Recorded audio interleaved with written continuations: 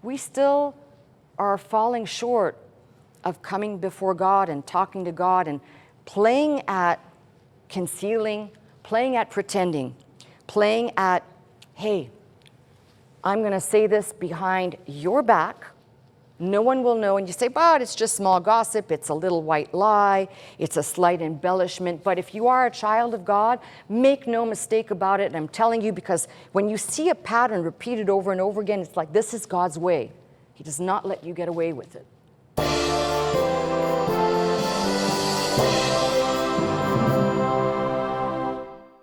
We're going to turn to look at the prophets during the time of David and Solomon, when the kingdom was still united or whole. We started to look a little bit at Saul in the time of Saul last week, Samuel. And these are important components to building an understanding of the prophets, is that at each and every place you're going to look, you will not find the prophets, except for maybe one exception I bring to you today. You will not find prophets speaking on their own for themselves. And that's a super important criteria. So I want you to bring all of this information eventually into the New Testament, because when Paul says God gave some, and he includes prophets, people make the mistake of thinking that that is some prediction, unless it's attached into the word by prophecy that's in the word, you might as well go read some Edgar Cayce material, okay? If you're a Christian, your focus is on this word, not on somebody. I told you, the guy that was prophesying about the oil in Venezuela. Okay, definitely there. His title ends in F-I-T, right? Prophet. So, but to get back to what I'm saying, it's really important to see all of these minute details. So we're going to be looking at Gad, Nathan, Zadok, Heman, and Ahijah. And maybe two unknown, because that's what happens. Sometimes you have ones we don't know. They're the no-name prophets. All right.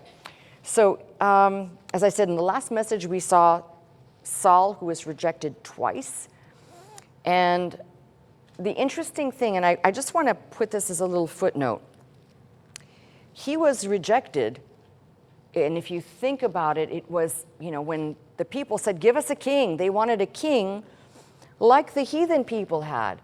So God acquiesced, but it wasn't that which God intended to bring forth. So Saul, no matter if he was in a good spirit or a bad spirit, could have probably not fulfilled God's calling in that position. And we know because eventually his whole personality comes out. But when God's Spirit finally leaves him, we know that he spends the final chapters of his life pursuing David. And the idea was he would erase his successor. He would erase the person that was destined to become king, that he would eradicate him from ascending to the throne. When Saul died, David did, of course, succeed him. David ruled the south, and eventually he was asked to rule the northern kingdom. They petitioned him. Remember, the country's still one whole, but all the tribes are occupying their territories.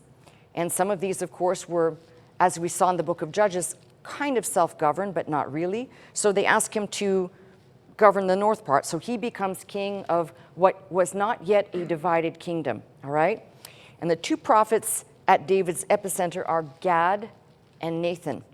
Gad lived during the years of Saul's rule, as well as David's.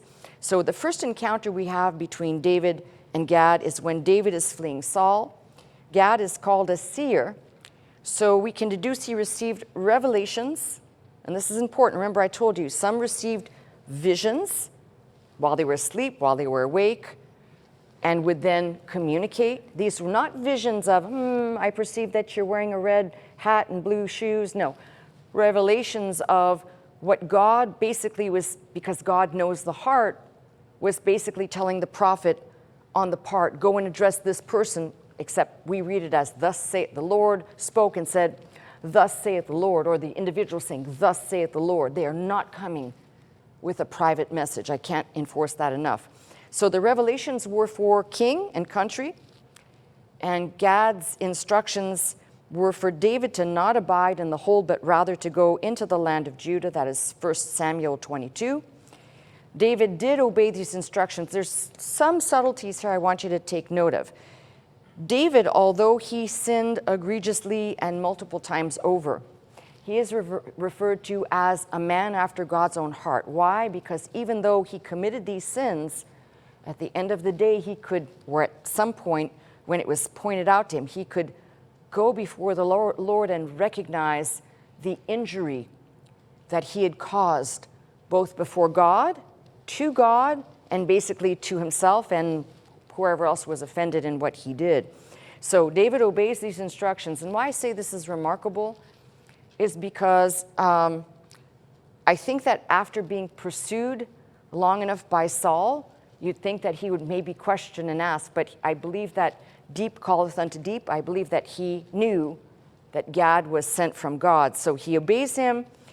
And then, this is kind of interesting. So there's a later exchange that is recorded in 2 Samuel 24. This occasion follows David's sin of numbering the people.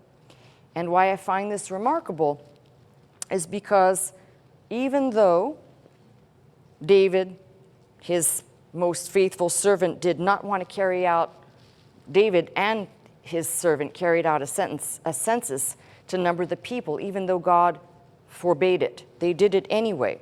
So the punishment for that, and this, again, there's so many wonderful messages in here that I fear I want to stop and say something, but I'm just going to say this. Why did God not want the people to be numbered?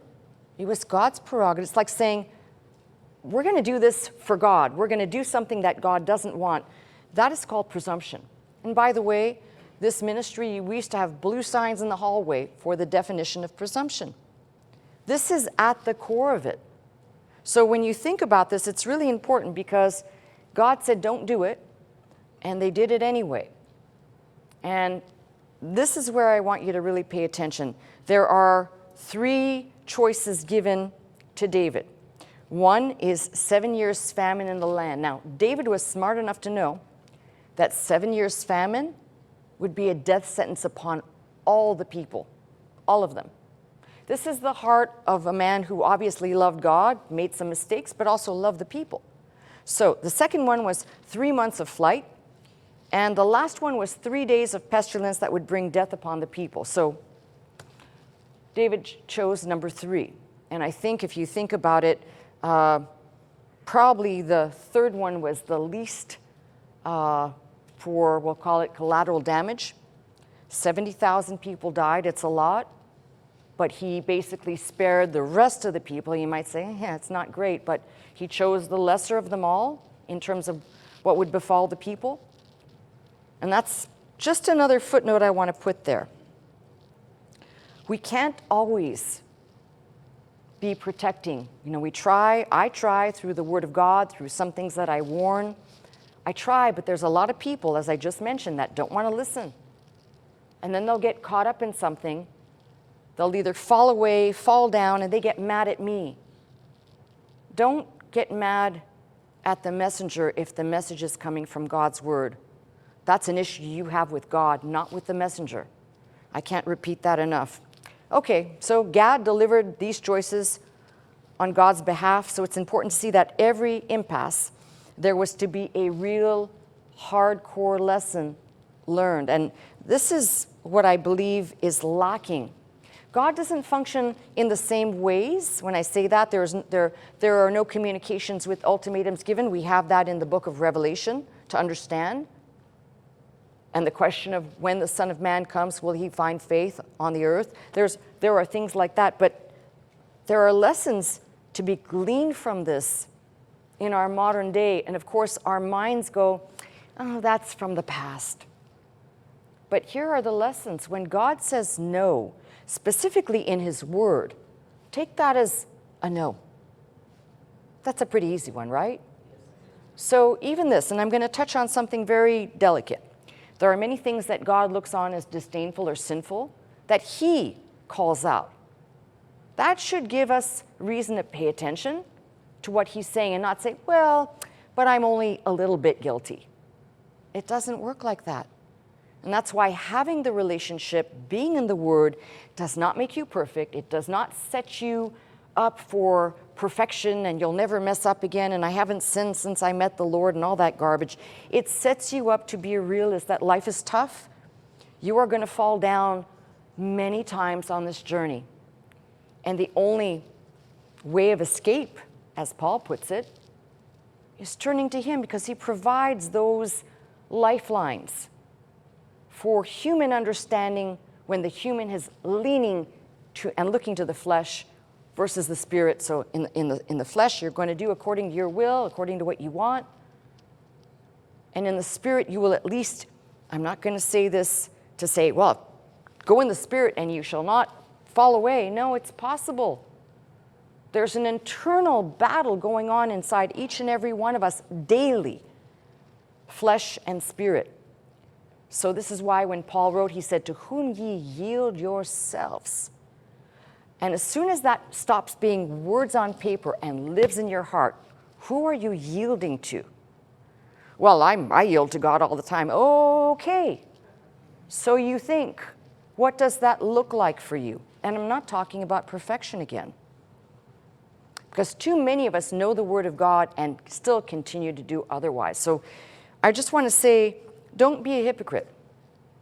I believe that that's not something God appreciates or enjoys. Remember, Christ called out the hypocrites. So that's just a little note to self. Being real with God may make people, me standing here in the pulpit, being real before you will turn a lot of people off and say, well, a person of God shouldn't talk like that. No, no, no, no. Because a person of God is telling you this is reality. Reality isn't you come to Christ and suddenly, yes, all of your sins are forgiven. There is no yes, but.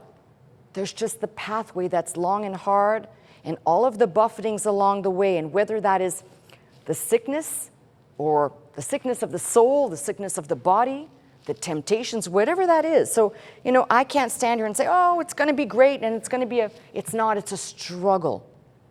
That is why Paul wrote, fight the good fight of faith.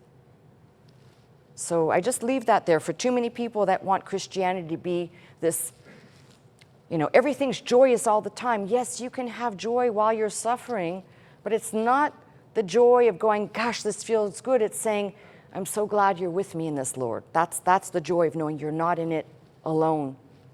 And He'll see you through because of that knowledge. So just want to put a little thing that says the lessons sometimes come at a cost.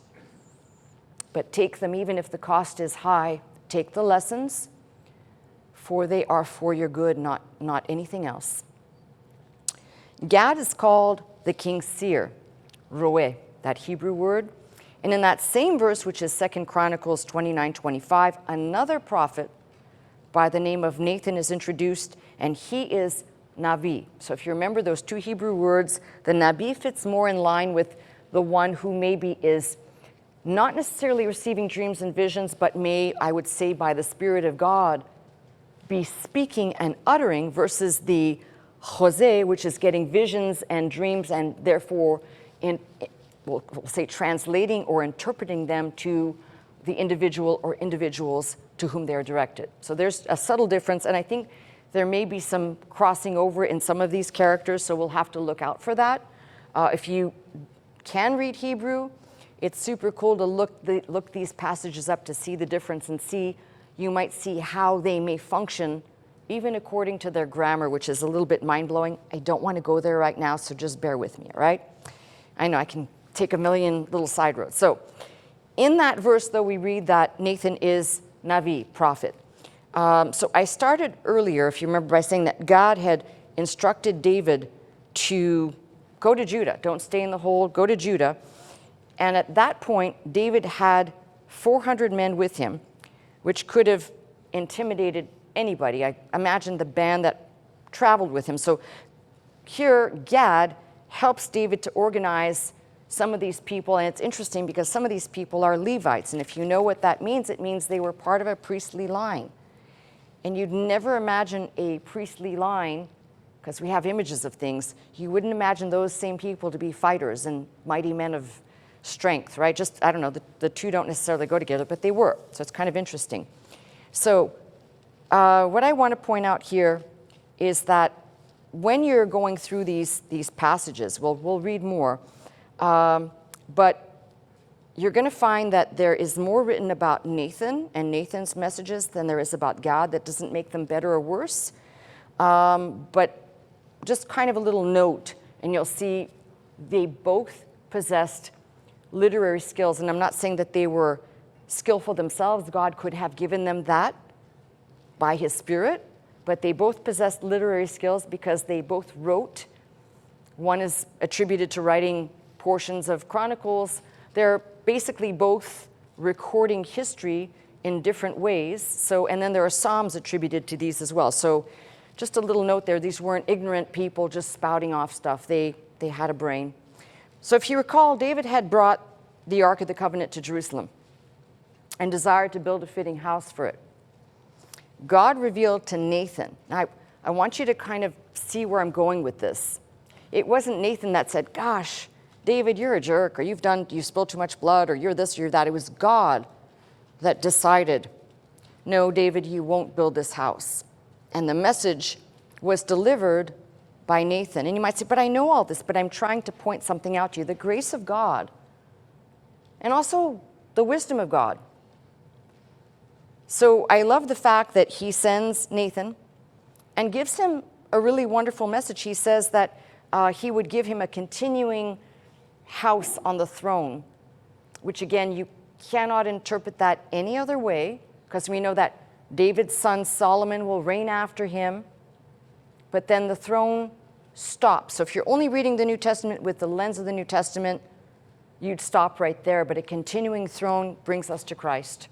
So you can read however you want, but that is the implication right there.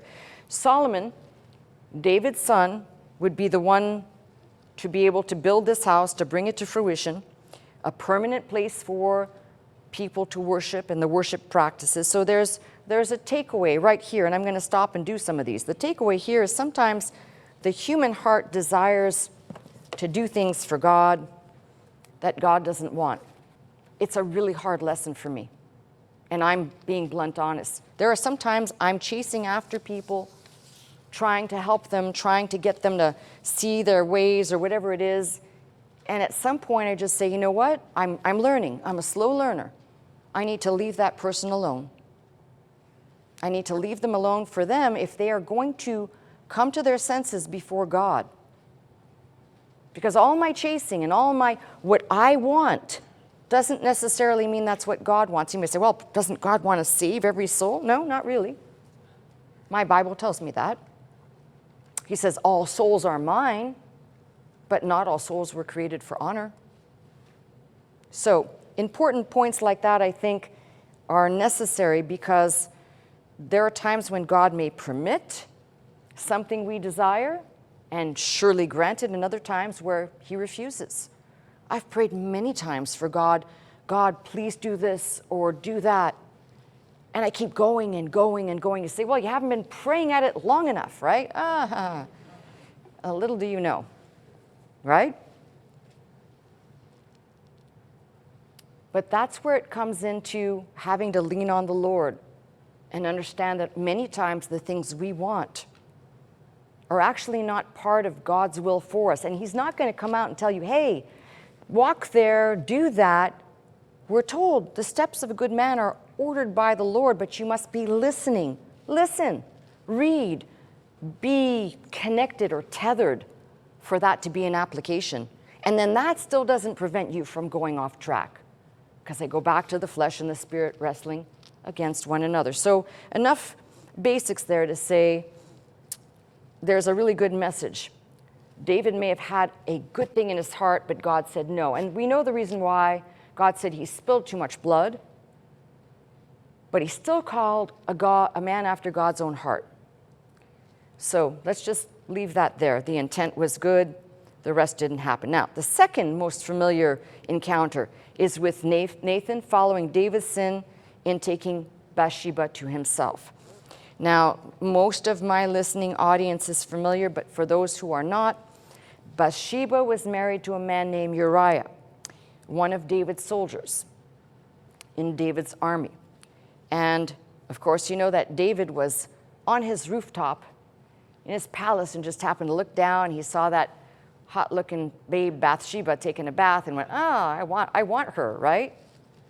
And he had her brought to himself. And now I've heard a lot of arguments about how people perceive this, but I want you to think back that David was a king, and whatever the king said going against the king meant certain death. So you can say whatever you want about Bathsheba, but I'm sure she made a choice, whether that was to die, to be with. We don't know what was in this person's mind, so I don't want people running to conclusions, and that's not even the main part of the story, so don't get caught up there. But he has her brought to him. He lays with her in the biblical way, right? And then learns that she is pregnant. And so he immediately dispatches Uriah to go to battle, thinking that would probably make him stop by at home, go and see the honey for a little honey, and then if they did the deed, then she could be pregnant by him and it would all be covered. But that's not the way God lets things go, especially if you're in his will and in his hand.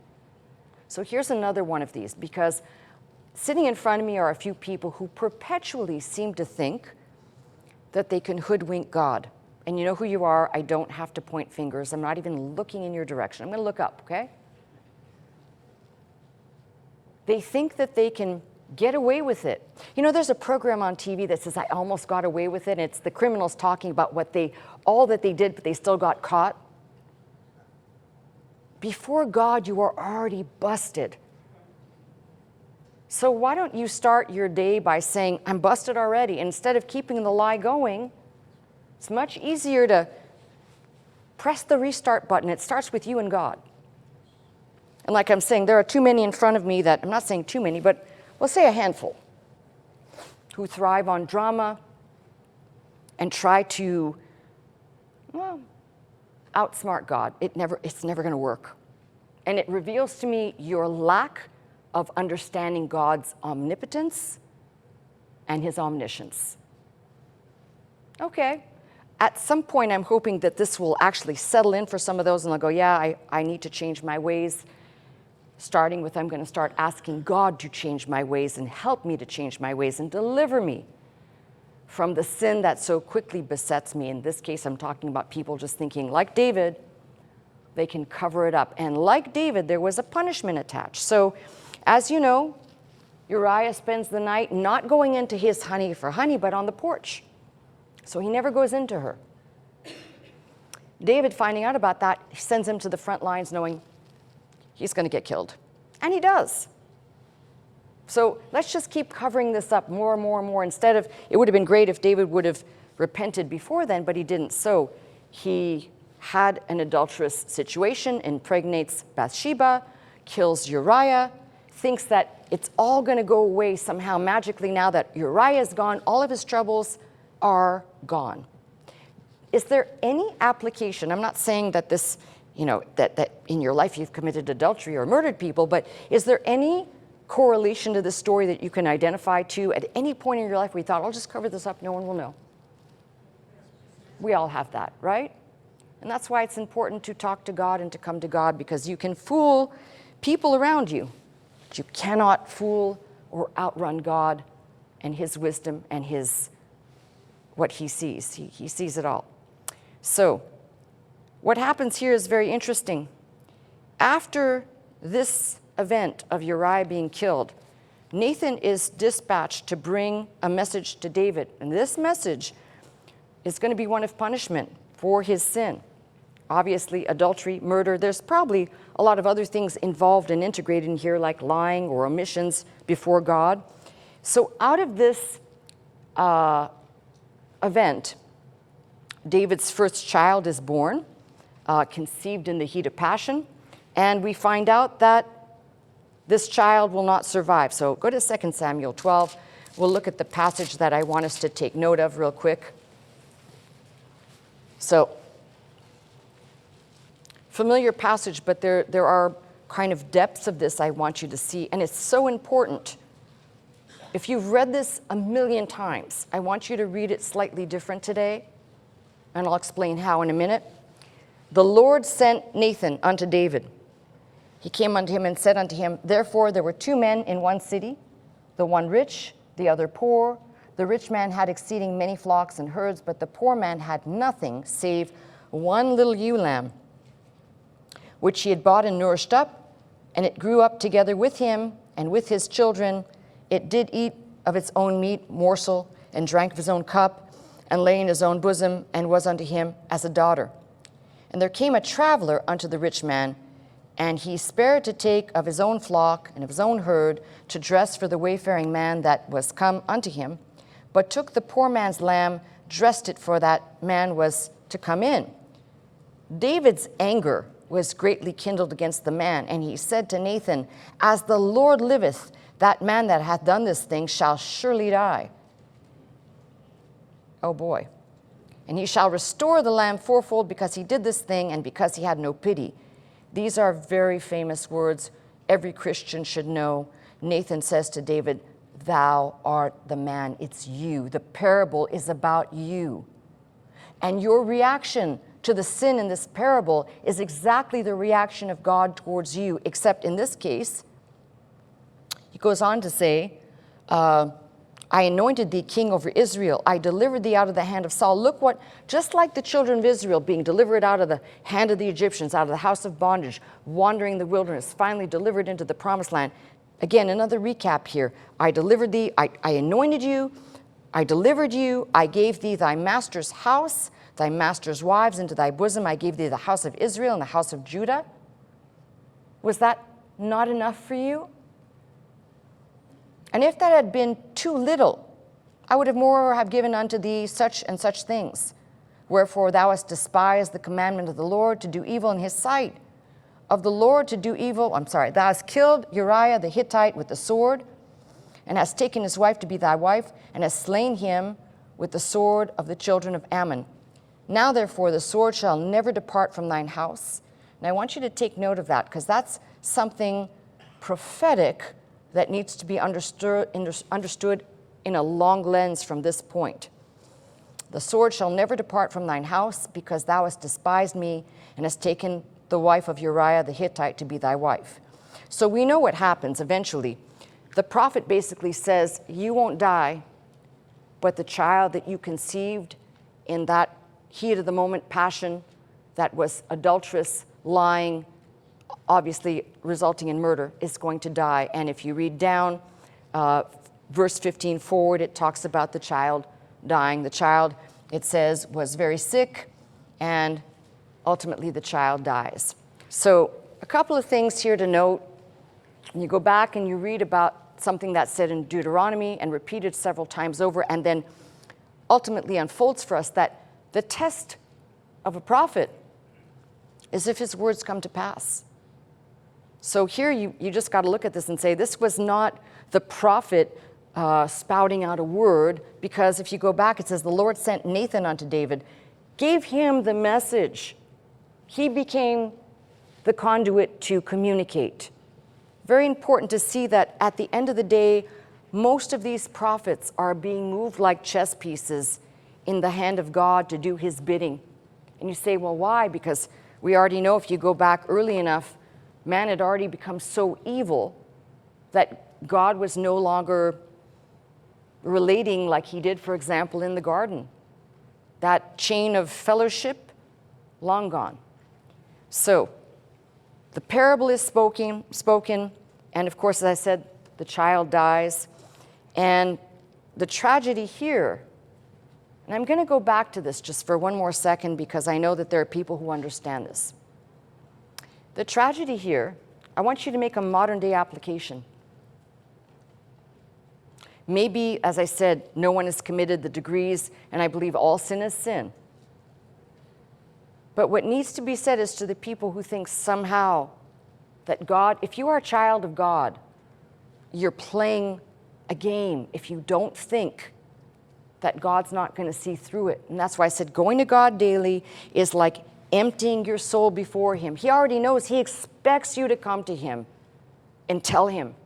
We have it in songs, sit down and have a little talk with Jesus, tell him about your troubles. Yeah, that's what keeps the soul connected.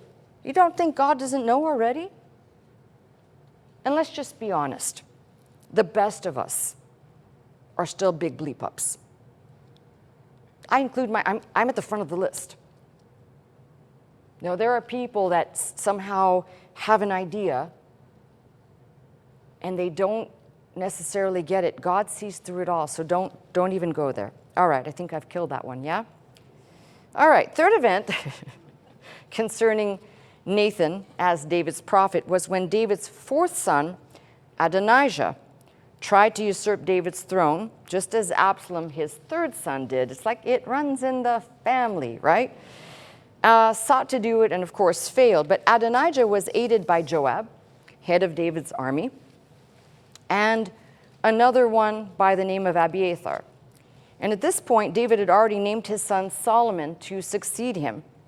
So Nathan being aware, I love this, Nathan being aware that David had chosen his son as successor, he basically puts together a plan to thwart Adonijah's act of treachery. He persuades Bathsheba to go to David and tell him about Adonijah's plans, and basically he swiftly coronates Solomon. That was to ensure that the throne and the succession to the throne continued. Nathan also counseled David in the matter of the Levites, which means a couple of things. That he had great understanding of both, we'll call it the prophetic, the spoken, but also of the practices. Because anyone who was from that clan usually was in line to do, we'll call it the prescription of what God had prescribed back there in the desert for the clan, for the tribe of the Levites. So he had to be knowledgeable in both. Nathan, I think when you read, especially in that passage I just read about thou art the man, he commands respect. He didn't shrink back. This is something that I find hard to digest at times because I see it in the ministry a lot. Pastors shrink back from telling their parishioners, from telling their congregation what they need to tell them for their spiritual health, but they'd rather be liked and be embraced and be appreciated and be blah, blah, blah, blah all over than to have some tension that makes you face yourself. And when I say that, it's frustrating because I look at Nathan, I think to myself, he went before the king, tells him a parable, and then says, it's you, after David reacts. How many people do you think that are in ministry that would actually call somebody out? I mean, there's a way to call people out. We're told to speak the truth in love, but how many? Because the game becomes, well, I don't want to do anything because I don't want people to leave. You know how many people have left the church because they don't like something I said? And I've told you this before. I may love the church, I may love you as a congregation, but I have an audience of one that I must accommodate, and that's God. Everything else follows. So if your pastor, your priest, your minister is not having that mindset to say, first and foremost, when I become displeasing to God, when I cease to preach the word, it's all of those things that you can sit, fold your arms. But when a message is going forward that's not popular, that's uncomfortable, you should listen even more so because that person who is resisting the message usually needs it the most. That's just a fact.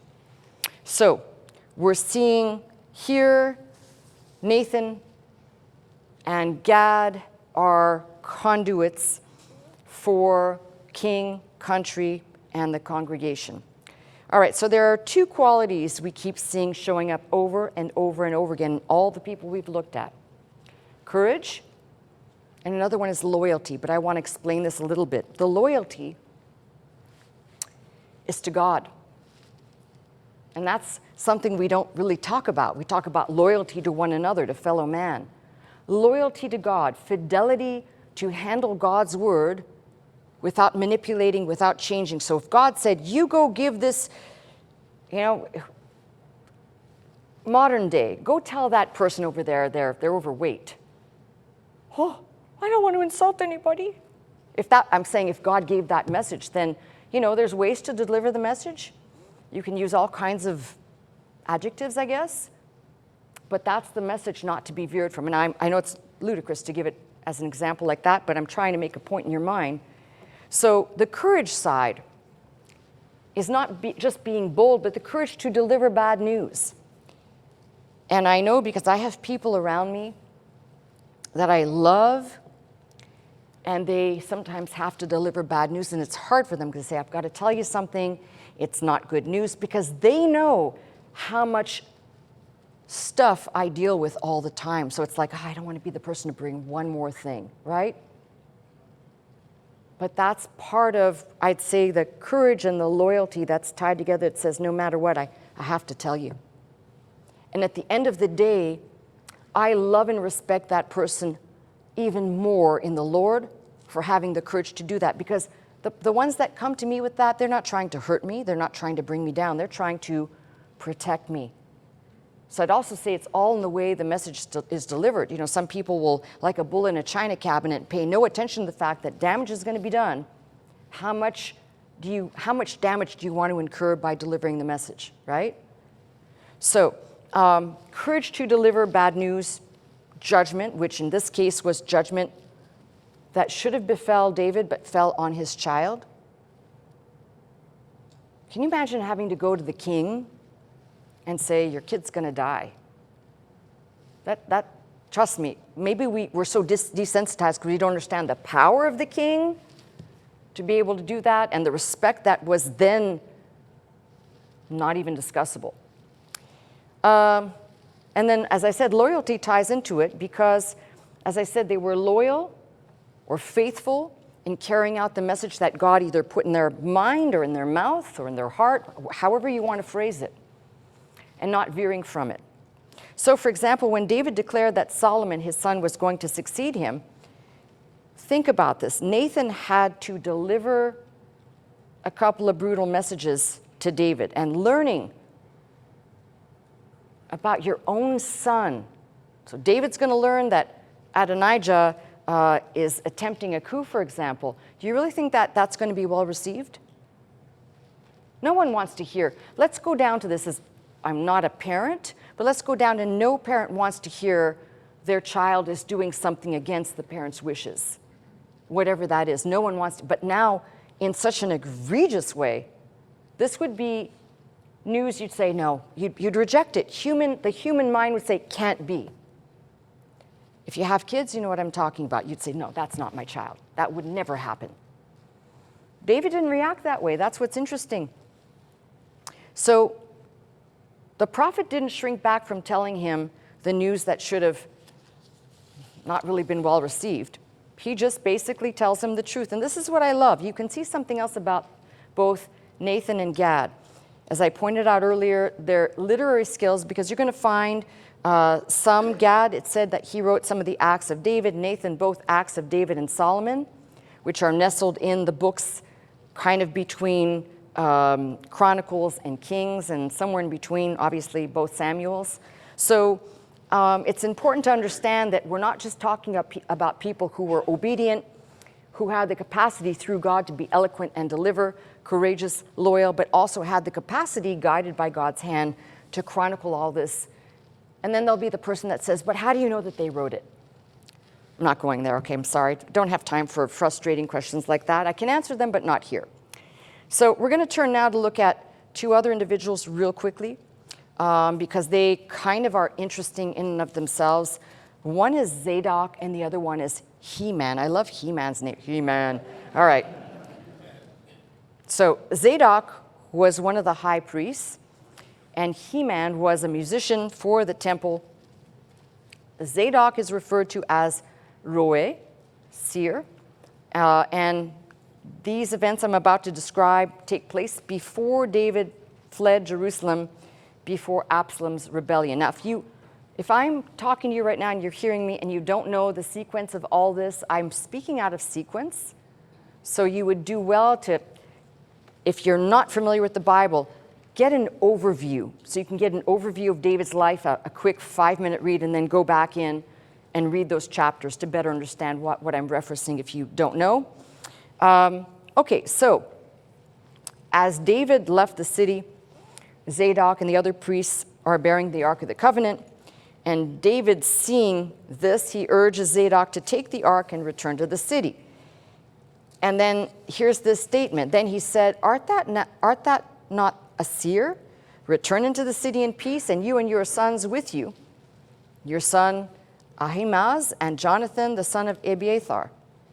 David's thought process here is that Zadok would return to the city, glean insight, valuable information regarding Absalom's plans, so a little bit of recon, right? And report back those plans to David. So here we have Zadok, who would have still had the Urim and the Thummim. And if you don't know what that was, the priest would have access to those. The fastest way to describe this would be kind of like the stones of truth. I don't know what else to call it in like 2 seconds, but they were often consulted to give guidance, understanding, usually by the high priest, okay? So remember that Zadok has access to these stones. So I'm assuming he would have consulted them. We're going to call these stones the instrument of sacred revelation. It's probably much nicer than the divine stones. I don't know how that sounds. But he too is referred to, as I said, as Roe. So revelation came to him both, like multifaceted revelation. So Roe by seeing, by revelation of the Urim and the Thummim, those sacred revelation stones, as well as being a conduit for God. So basically, he kind of encompasses all three mechanisms of God communicating to man, which is incredibly mind-boggling, but that it is what it is. So he's both priest and prophet, which I find fascinating. And then you turn to Heman, and I'm going to make a slight juxtaposition between these two. Heman was a ceremonial singer referred to as Jose. Someone's going to say, who's Jose? And God used him to deliver, every time I say it, I think of that. God used him to deliver revelations, warnings, messages to David, very similar to Gad, very, very similar. Something interesting, a little factoid that I'm sure you're all interested in knowing, that this man produced 14 sons and 3 daughters, which means he was busy, right? All right, but he was the king's seer. He saw a lot.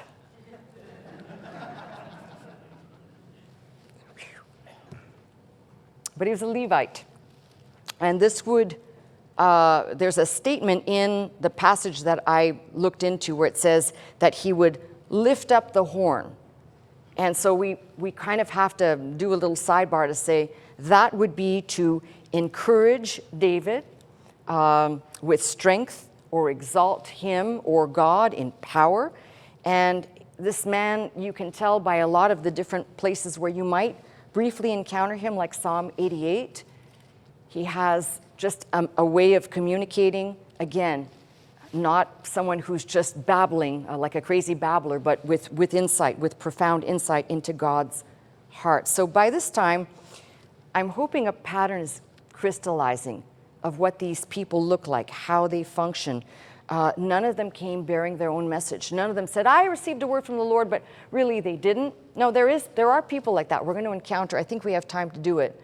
There is one more group you're going to see that, very interesting. I don't even know how people can't look at this and say, this is mostly what probably goes on today. But we have another one, if you want to make the list of prophets here, Ahijah, who is also called the Shilonite, who is also a Levite, and he is mentioned in connection with the first king of the northern kingdom of Israel, and that, of course, would be Jeroboam.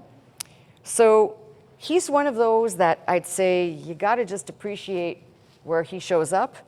1 Kings 11 is that kind of section, and we always have to remember that, I'm going to repeat this, if what the prophet says comes to pass, it's because God gave him the word, knowing the events, and just used the mouth of that person to communicate them. So God would bless a continuing house. Remember, that was the word that he gave to David, right? Continuing house, literally throne house. But what I find fascinating is Ahijah spoke of giving the 10-tribed kingdom. Basically, there's a passage that occurs. Let's turn there because it won't make sense for some people who are not familiar. But this is in the face of the sin basically that's going on with Solomon. So First Kings, it's interesting. First Kings chapter 11, you go back. So we know that Solomon will turn from God. I've covered this many times. It's the women that basically turn him from God. And just want to say a little insight here, because there are people who like to read the word and morph it into something it's not. Any partner, even in this day and age, can turn their partner away by influence, by not being supportive. In fact, I've told you many times, there's husbands and or wives back and forth here who one or the other does not support them in their faith. So don't just take this and say, oh, but the women, that's too easy of a cop-out. And then no one ever bothers to look at the individual who succumbed. What are they? Innocent? Just saying. All right, so if you read this, very interesting, starting at about verse 29 in this passage. I'll go back a little bit, and I've got time, so just bear with me. The passage I want to look at starts, or the section I want to start at, starts at verse 29. It's 1 Kings 11:29. It came to pass at that time, when Jeroboam went out of Jerusalem, and the prophet Ahijah, the Shilonite, found him in the way. Get out of my way. And he had clad himself with a new garment, and they two were alone in the field. And Ahijah caught the new garment that was on him, and rent it, tore it into 12 pieces. And he says to Jeroboam, take thee 10 pieces, for thus saith the Lord, the God of Israel, behold, I will rend the kingdom out of the hand of Solomon, and I will give the 10 tribes to thee. And then there's this little blurb, he says, but he shall have one tribe for my servant David's sake. We know that's Judah. And for Jerusalem's sake, the city which I have chosen out of all the tribes of Israel. And he goes on to say, why? Because they have forsaken me and have worshipped Ashtoreth, the goddess of the Zidonians, Shemosh, the god of the Moabites. And so you keep going, you can realize this. So it's very interesting. Of course, I read this and I always think of, well, there were 12 tribes. He says 10 pieces. Where'd the other dollar go? Never mind. If you weren't around for that joke, you're going to be like, what the hell did she just say? You know that the southern kingdom will eventually have embedded in it Benjamin. That makes up your missing component. And of course, the Levites are always going to be wherever the worship practices are happening. And the Levites don't have land, so they're not mentioned. So that's the other dollar. All right, just solve the problem for you. All right, so very interesting here. If you think about it, and this is what I find so amazing. Jeroboam is concerned, we get this information. It seems like when Jeroboam is introduced, there's this great rejoicing and celebration. In other words, he's going to do amazing, he's going to guide us, he's going to lead us. And the end of his reign is not so good. He just basically, he did so many things that were egregious and sinful before God that the same man that received accolades basically receives rebuke and judgment at the end of, or towards the end of his reign. And it kind of boils down to, some of these are illustrated, and they're not parables at all. Towards the end of Jeroboam's reign, we read that Jeroboam is concerned over his son's illness, and the king sends his wife, you gotta love this one, to inquire of the prophet Ahijah if the boy will recover. But Jeroboam tells his wife, disguise yourself and don't tell anybody who you are. And this goes back to what I was saying earlier. When she disguised herself, she concealed who she was, and just before she walks in, Ahijah greets her like this, thou wife of Jeroboam. Now, it's funny, it is, right? But I'm asking you to think of one thing. Because God didn't let David get away with his sin. God didn't let Jeroboam. These were all kind of cover-ups. And this is why I keep repeating this. There's a greater message underneath the prophets than just the message they uttered. It was always God's will for God to have us yield up truth and speak the truth to him and acknowledge our ways, our shortfallings, our failures, always part of his plan. Now imagine had Jeroboam said, go seek out the prophet. He's going to know who you are. Tell him my boy is ill. Tell him I've done a lot of bad things in my lifetime. I'm truly repentant before God. Please heal my son. I know he's got some good connection with the good man upstairs. Tell him to talk to my behalf. Instead, it's deceit. And that's never going to work with God. So interesting, he knows who she is. He didn't initially speak about the welfare of the boy. He didn't say to her immediately, and the boy thus, blah, blah. No. Instead, he began to reveal that God would reward evil for evil. He also told her that upon her return, that her boy would most certainly die.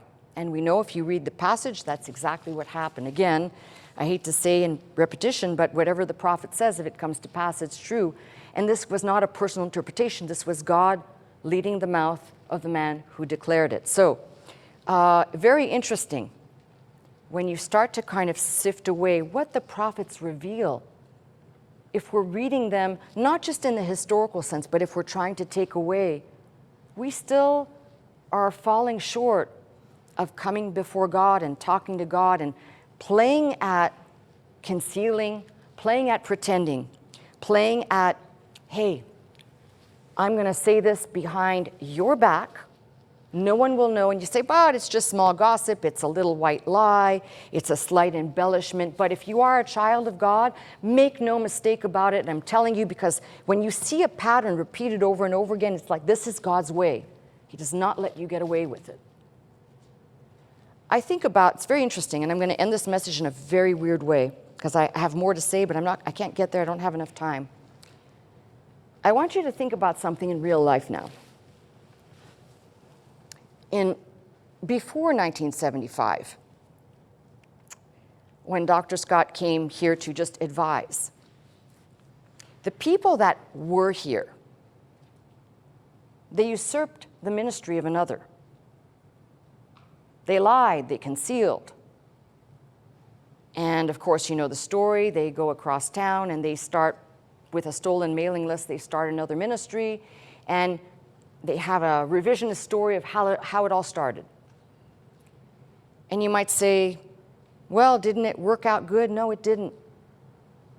God made it self-implode. It took 30 years, 35 years. You know exactly who I'm talking about and what I'm talking about. God did not let it prosper. And it may take 10, 20, 30, 40 years sometimes for God to enter in, but God did not let it prosper because it was started on a lie, and that lie was never repented of. It was started on, that ministry was started in concealment, and then the lies just kept building. God will not let you walk around covering up, pretending he doesn't know. All of these are prophets sent to divulge that, to flush it out. Now, we don't have prophets like that in this day. But if pastors were doing their job and still telling people sin is sin no matter what the sin is, and we have all, according to Romans 3:23, fallen short. And if that message is hinged on the blood of Christ that forgives, that makes you whole, that knows your frame, then there is no, well, I don't want to talk to God or confess because, no, that would be the silliest thing. But when you conceal it and you don't bring it, and it's not for you to go to your neighbor about, it's for you to talk to God about. The whole church world is stuck on the Jamesian, find someone and talk to them. My whole Bible tells me these people, including David penning Psalm 51, and what are the words in that psalm? He doesn't say, hey, I've sinned against you, brother so-and-so. He says, against thee, O Lord, have I sinned. And when we start getting back to what I'd call the very foundational, pivotal understanding of what makes Christian growth and grace and flourishing in the body possible, it is keeping the pathways between you and God clear, putting away lying, quit thinking somehow that God can be deceived. Be not deceived, God is not mocked. For whatever a man soweth, he shall also reap. Think about that from cover to cover, and yet we still think we can get away with it. And when I say we, I mean we're all guilty of it. Every single one of us, by a little bit or by a lot. So the message out of the prophets today is really to show you how amazing it is that God would give us clarity. Looking back at these Old Testament prophets to understand God really wants one thing. He's wanted it from the beginning, did not get it, and that is for us to be open with Him just as He has given us and dispensed His grace, free grace, unmerited favor. There is something He desires of us, and that's for us to be truthful to Him. And somebody might say, what does it matter? Oh, let me tell you, it matters. And take this whole book, everything in here. You got people that sit in judgment of God and say, well, that's not a good God because He killed the boy and He let this happen. There were messages that God could not have communicated and gotten through thick skulls any other way. And if you think about it, God had, go back to David's case, God had two choices: kill David and therefore put out the line that He chose to continue as He made a promise, or put out the child that was born out of sin, in that case adultery and murder, and ensure that there would be a successor. With the myriad number of children he had, obviously Solomon took the throne, and Solomon ends up being the last king of the United Kingdom before it gets fragmented. But it's all to say God was listening the whole time. Had Solomon turned back to God, maybe the outcome would have been different, but he didn't. Again, probably in Solomon's case, he didn't care. He was very distracted by all those women around him. But the point is that God will never let that fly. So the sooner we get over this idea that we can conceal instead of confessing, the sooner we get over the idea that it doesn't matter to God, because it does.